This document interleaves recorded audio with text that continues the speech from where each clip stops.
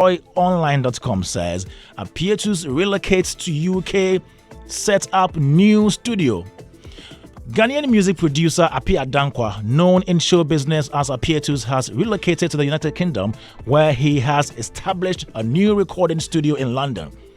In a chat with myjoyonline.com, Apietus confirmed the move, saying, "I just set up a new studio in London." Apietus' relocation is part of his mission to expand his influence to music markets in other parts of the world.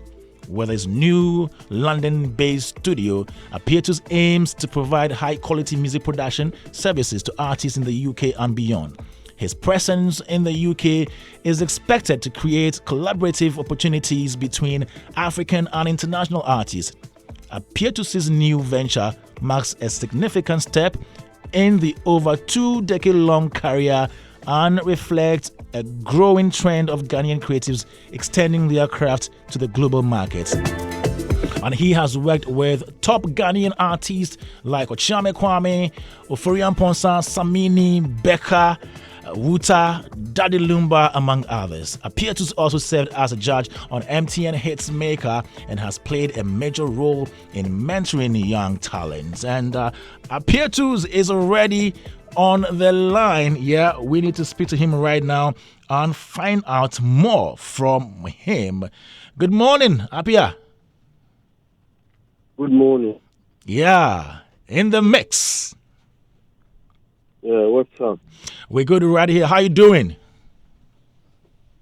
I'm good by God's grace, and yourself? We're also doing fantastic right here.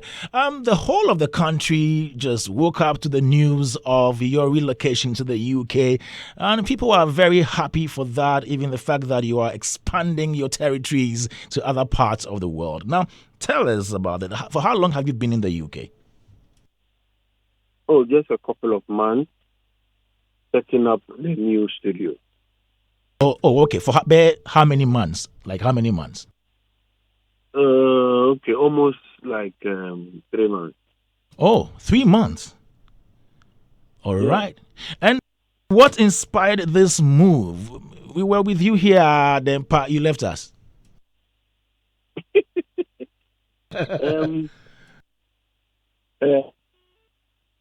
I'm always trying to expand my territories, trying to get to new markets, trying to get to new talents. I'm always trying to take things to the next level. So, yeah.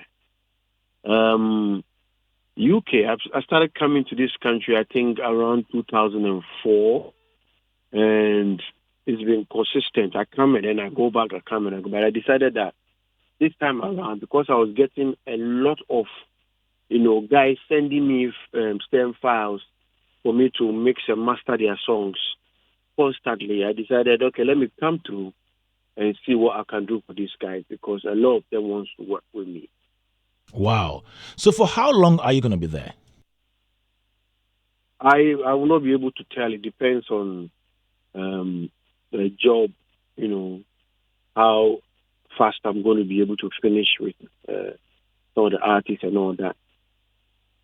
That's interesting. I've set a big studio, yeah. Yes, and I have seen the videos and pictures of the video of the studio. Sorry, very spacious, ultra modern. Yeah. Now, even before we go on, have you moved with your entire family to the UK? Not at the moment. Do you have any intention of doing that? No, my intention is to Ganjiro.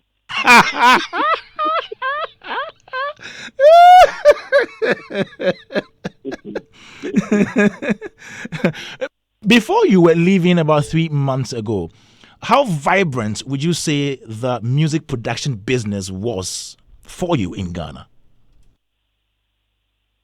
Well, I've been constantly mixing for most of these up-and-coming artists and the big ones. I've constantly been doing it. And myself, I am an entrepreneur, I own businesses. So, yeah, the music business at some point became slow because a lot of the boys opened their own bedroom studios and tried to do all the final work from the bedroom. So people were not seeking higher professional sound and all that. They just were cool with what they were doing. And it has affected the industry, basically. It's something I advocated for, but people, because they'll go to the studio and pay good money, thought, oh, let me do the interface, have no experience, and let me just do it and put it out there. And it's affecting our music in Ghana. It's something I've talked about, I used to do my own compilations and all that, but since the whole thing shifted from the markets to online, you need to promote to the world a lot of money and all. So, yeah, when you say vibrancy, I'm okay every time. Since day one, I've always been okay. Great. You are a big man in this industry. You've been around over decades or for decades in this industry.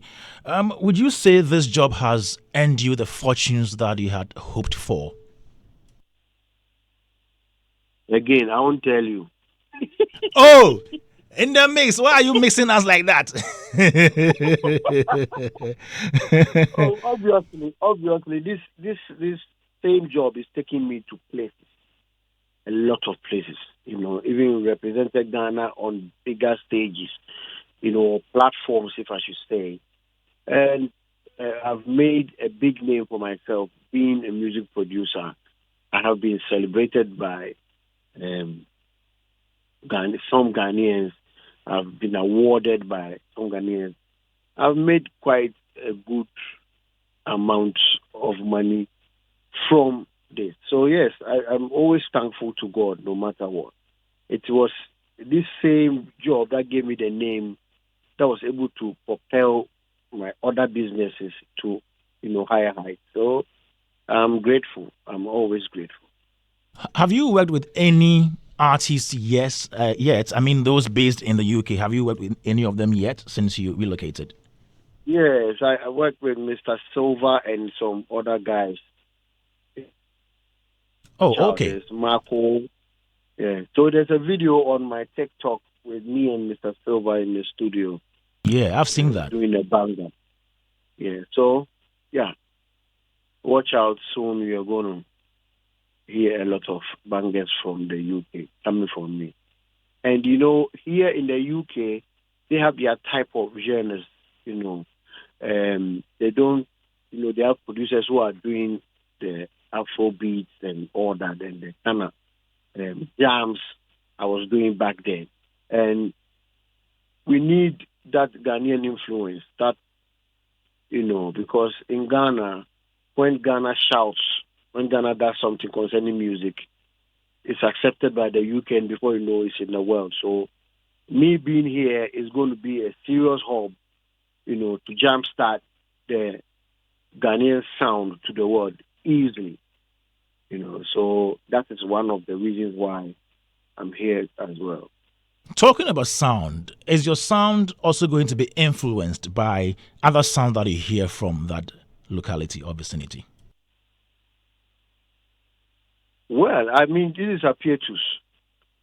A lot of, if it's not Ghanaian, it's not going to make Ghana big. Usually, I'm not interested. I can make any type of music, and I make good commercial music because I always wanted to identify as Ghanaian. So watch out. I mean, we are going to put elements in music to more acceptable to Africa and the world and Ghana as well. Okay, that's a good one there. But for Ghanaian musicians here in Ghana who would think, oh, Nasisia Diwajaye Hoko, what do you have to tell them? Oh, there's living. It's you totally cannot say you have left. Back in the days when you travel, you had to record a cassette and send the cassette to somebody to listen to before they get the message. Today you can just send a voice note. So if I'm here and you want to work with my studio in Ghana, is still functioning. I've the sound engineer I've trained. So you just go there, you sing your song, they send it to me. I'll make the beat, send it back. You sing, and then they send the files back to me, and I mix and master for you. It's as simple as ABC. Oh, okay. So there's no technology has allowed us to be able to send big files. We transfer and Google Drive and all that. You can easily send files, huge files, to and fro from anywhere. So if you still want to work with me, it's not difficult at all. For the past month that you've been in the UK, after maybe studying their system, what learnings have you gleaned that you would want to share with us? Well, I mean, all the time I was here, I was,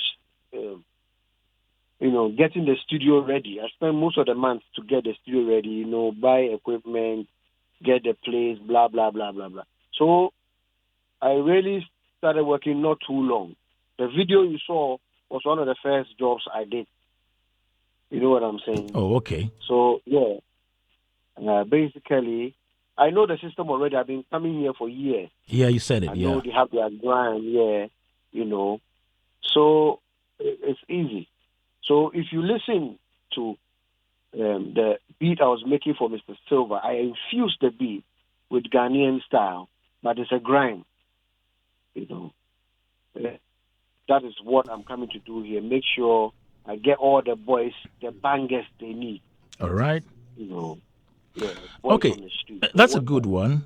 Mark Darlington is also one of us, a creative entrepreneur. He is a publisher and also an artist manager.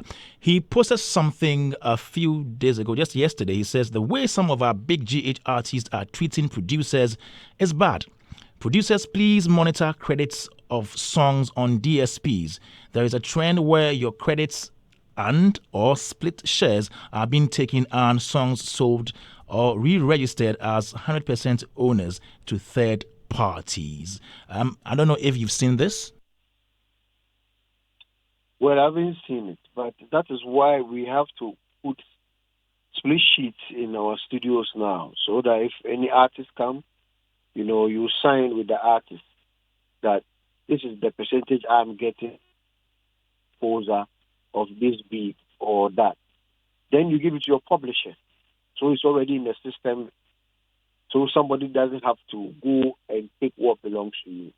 Because we made that mistake back then. We didn't do all these things. And so the artists registered the names of the producers and all that. And it became a battle. So at the end of the day, I had to get publishers, lawyers to, fight to get things right. And it's been a lot of years trying to just get my catalog, the ones I produce, to get my cut in it. It's been difficult because some of the artists put it online and said, yes, he's the producer. Wow. And some of these songs had my name in it. Yeah, so I had to go through it, getting my publishers to let them know, nearly taking some of them to court. So if the beginning, artist comes and say, please, let's sign a split sheet. I did this, I did that, so this is my percentage. And you all agree there, everybody gives it to your publisher. No wahala, no problem. Nobody can go and re-register it as a third party and take the funds. Are you getting my point? Exactly. All right, Apietus, let's say a big thank you to you this morning for joining us here on Daybreak Hitz 103.9 FM.